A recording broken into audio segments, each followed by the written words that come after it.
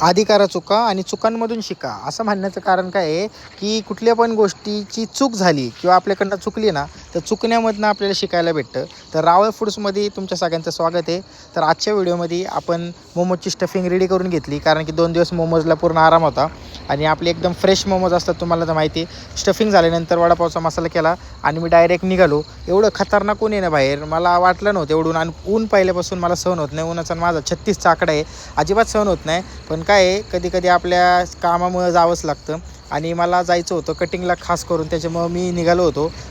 तर सजेशन एवढंच राहील की उन्हात बाहेर येत असेल तर टोपीचा वापर करा आणि पाणी जास्तीत जास्त पित राहा, नाही तर डिहायड्रेशन व्हायची शक्यता आहे. त्यानंतर कटिंग झाल्यावर मी आलो घरी. आरतीने एकदम मस्त फ्रेश मोमोज करून ठेवले होते. स्टफिंग तर मी जातानीच करून गेलो. त्यानंतर वडापावचा मसाला रेडी केला आणि डायरेक्ट आलो शॉपवर. आता शॉपवर आलो आहे ना, माझी दरवेळेची हीच गंमत होती. किती वाजता मी शॉपवर येऊ द्या, चहा करायला मी घेतला ना की कस्टमर यायला सुरुवात होती चहाला.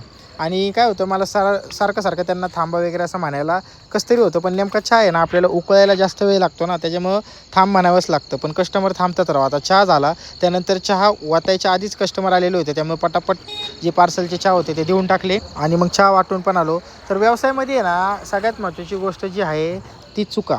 जेवढ्या तुम्ही चुका करताल ना, तर त्या चुकांमधनं तुम्हाला शिकायला भेटेल. आता काय शिकताय हे पण महत्त्वाचं आहे त्याच्यात, नाही तर फक्त चुकाच करत बसणं पण योग्य नाही आहे. जर चुका झाल्या तर त्या चुकांमधनं शिका.